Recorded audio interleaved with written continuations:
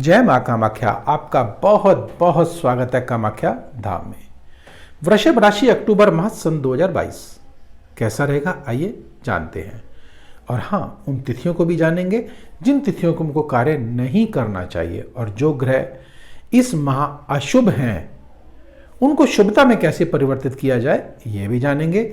और जब आप माँ कामाख्या में आप इस समय उपस्थित हैं तो निश्चित है कामाख्या का आपने चमत्कारिक रूप देखा ही है, और वह आपको उपाय मिलेंगे और इस महीने को आप निश्चित भाग्यवर्धक बना सकते हैं।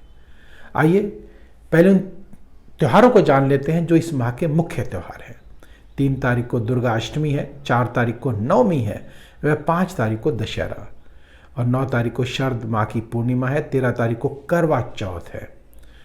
जिस दिन चंद्र दर्शन कब और किस समय करने चाहिए यह भी हम बताएंगे आपको, लेकिन वह अगले वीडियो में।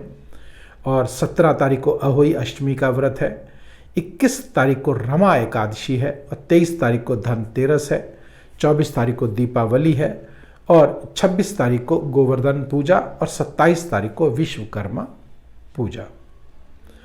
और आइए अब जानते हैं कि किस समय कौन सा ग्रह कब परिवर्तित हो रहा है और हमारे ऊपर उसका क्या प्रभाव पड़ेगा, शुभ पड़ेगा या अशुभ पड़ेगा। जैसे 16 तारीख को मंगल देव मिथुन राशि में प्रवेश कर जाएंगे, अर्थात द्वितीय भाव पर प्रवेश करेंगे, और जो कि सप्तमेश के और द्वादशेश के स्वामी हैं। जब हम सप्तमेश की बात करते हैं तो यह दैनिक आय का, पार्टनरशिप का भाव होता है, और मंगल की जब हम बात करते हैं तो यह हमें हिम्मत देता, साहस देता, ताकत देता है। और जब हम मंगल की बात करते हैं तो जो फर्नेस के जो काम होते हैं, जो भट्टी के काम होते हैं, जो कंप्यूटर के काम होते हैं, या प्रॉपर्टी डीलिंग के काम होते हैं, या मकानों के काम होते हैं, और जो सेना विभाग से जुड़े जो सज्जन हैं उनसे संबंधित यह मंगलदेव होते हैं। और अगर हम स्वास्थ्य की अगर बात करें तो स्वास्थ्य में यह रक्त के कारक होते हैं। तो अर्थात जब द्वितीय भाव पर इसका प्रभाव पड़ेगा जो कि शुभ है, निश्चित जितना भी मैंने अभी आपको बताया है मंगलदेव के बारे में वह सब शुभ हो जाएगा, निश्चित होगा। लेकिन कहीं ना कहीं द्वादशेष वह शुभ नहीं होता, तो हल्का सा हमको झलक दिखाई दे सकती है कि हमारा गुस्सा ज़्यादा बढ़ सकता है, या यूँ कहें कि हमारी वाणी में तीव्रता आ सकती है और वो ना हो, या यूँ कहें कि हम बात जो है बड़ी तेज़ी के साथ करेंगे, या गुस्से में करेंगे, या अग्रेसिव होकर करेंगे, जो कि शुभ नहीं होता। और इसका क्या उपाय है ये भी जानेंगे, निश्चित जानते हैं। और जल्दबाजी में कोई स्टेप आप ना लें तो ज़्यादातर अच्छा रहेगा। और मैं जो तिथियां आपको बताऊंगा उन तिथियों को तो विशेषतः आपको सावधान अवश्य रहना चाहिए। और जो ग्रह अशुभ हैं उसका शुभता में कैसे उसको बदला जाए ये भी हम जानेंगे एक मात्र छोटे से उपाय से। आइए अब आगे बढ़ते हैं और जानते हैं कि 17 तारीख को सूर्य देव तुला राशि में प्रवेश करेंगे, और 26 तारीख को बुध देव वह तुला राशि में प्रवेश करेंगे, और 18 तारीख को शुक्र देव तुला राशि में प्रवेश करेंगे। तुला राशि अगर वृषभ लग्न वालों की बात करें तो 6ठे भाव में पड़ती हैं ये, और 7वें पहले देव से केतु देव बैठे हुए हैं। तो केतु देव के साथ शुक्र देव का, बुध देव का, सूर्य देव का मिलन होना और 6ठे भाव पे होना। 6ठा भाव क्या है? हमारा रोग का भाव है, ऋण का भाव है, शत्रुओं का भाव है। तो निश्चित यहाँ पे जब सूर्य देव आएंगे, नीच के सूर्य देव हो जाएंगे, लेकिन शत्रु अवश्य परास्त होंगे, लेकिन हलचल जरूर होगी। ध्यान रखना, अगर आपने कहीं से ऋण लिया हुआ है तो मानसिक तनाव आपको हो सकता है, या कर्ज वाला आपके सामने आके खड़ा हो सकता है। तो थोड़ा सा सावधान अगर पहले से ही अगर हम हो जाएंगे, या मैं आपको उपाय बताऊंगा उस उपाय को करेंगे तो निश्चित आपको लाभ होगा, और माँ कामाख्या की कृपा आप पर अवश्य बनेगी।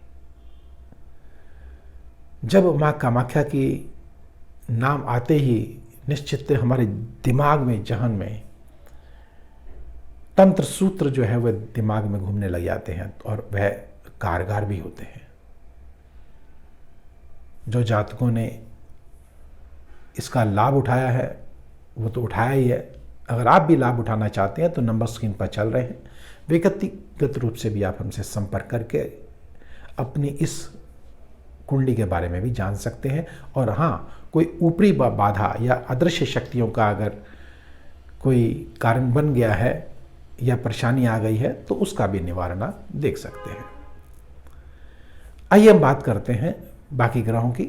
बृहस्पति देव की अगर बात करते हैं तो बृहस्पति देव एकादश भाव में बैठे हैं, जो कि शुभ भाव में बैठे हैं, आय के भाव में बैठे हैं, तो आय में वृद्धि अवश्य होगी। यहाँ से पंचम दृष्टि से तृतीय भाव को देखेंगे तो छोटे भाई बहनों के साथ, आस पड़ोस के साथ अच्छे संबंध बनाएंगे। जब ये बृहस्पति सप्तम दृष्टि से जब ये पंचम भाव को देखेंगे तो संतान पक्ष से भी निश्चित आपको लाभ अवश्य होगा। और हाँ, जो जातक शिक्षा जगत से जुड़े हैं उनका आगे बढ़ोतरी, उन्नति होना निश्चित है, अर्थात वह सफल अवश्य होंगे। और कोई प्रतियोगिता अगर आप दे रहे हैं तो उसमें भी आप अवश्य सफल होंगे। लेकिन ध्यान रखिएगा कि 16 तारीख के बाद जो है यह थोड़ा सा न्यूनता आ सकती है, क्योंकि सूर्यदेव आपके जो है वह छठे भाव पे जा रहे हैं। तो 16 तारीख से पूर्व निश्चित आपके लिए यह बहुत ही मंगलमय और शुभमय समय चल रहा है, भाग्यवर्धक समय है। अब यहां से नवम दृष्टि से जब ये सप्तम भाव को देखेंगे, सप्तम भाव किसका है? आय का भाव है, पारिवारिक जीवन का भाव है। और पारिवारिक जीवन को अगर हम देखते हैं तो आनंद का माहौल होगा, प्रेम का माहौल होगा। लेकिन फिर भी और आगे बढ़ते हैं, शनि की बात करते हैं, शनि देव की बात करते हैं तो वह भाग्य स्थान पर, अपनी ही राशि में भाग्य स्थान पर, जो जातक बाहर जाना चाहते हैं, कोई अड़चन अगर आ रही है सरकारी विभाग से, तो वह 16 तारीख से पूर्व जो है वह निश्चित पूर्ण हो जाएगी, अर्थात आप सफल हो जाएंगे। उसके बाद अवरोध उत्पन्न हो सकते हैं सरकारी कामकाजों में, और ऐसा ना हो इसके लिए एक छोटा सा उपाय हम करेंगे। और आइए पहले उन तिथियों को जान लेते हैं जिन तिथियों को हमको कार्य नहीं करना चाहिए। वह तिथियां कौन सी हैं? 1, 2, 10, 11, 20, 21, 29 और 30। भूल कर भी इन तिथियों को कार्य ना करें। अगर करना भी पड़े तो छोटा सा उपाय है। वह क्या है? आपके घर में जो बुजुर्ग हैं,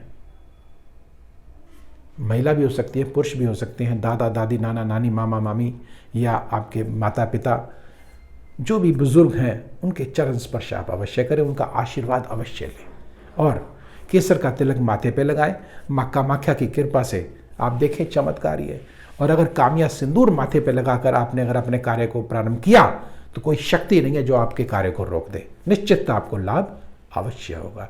अगर कोई विशेष जानकारी लेना चाहते हैं तो नंबर स्क्रीन पर चल रहे हैं, व्यक्तिगत रूप से भी आप हमसे संपर्क करके अपनी समस्याओं का हल जान सकते हैं। अगर आपको यह वीडियो पसंद आया हो और आप आगे जानना चाहते हैं कि हमारे आगे भविष्य में क्या होगा, या जो है ऐसा कौन सा उपाय हम करें जिसके करने से जो हमारा व्यापार है वह बंद गया है, या नज़र लग गई है, या इस तरह की कुछ समस्याएं हैं, तो नंबर स्क्रीन पर चल रहे हैं। व्यक्तिगत रूप से भी आप हमसे संपर्क करके अपनी समस्याओं का हल जान सकते हैं। तो जाने से पूर्व छोटा सा निवेदन, लाइक करें, सब्सक्राइब करें और बेल बटन को अवश्य दबाएं, जिससे अगला वीडियो आपके पास सबसे पहले पहुंचे और आप लाभान्वित हो सकें। तो अब मुझे दीजिए आज्ञा। जय मां कामाख्या।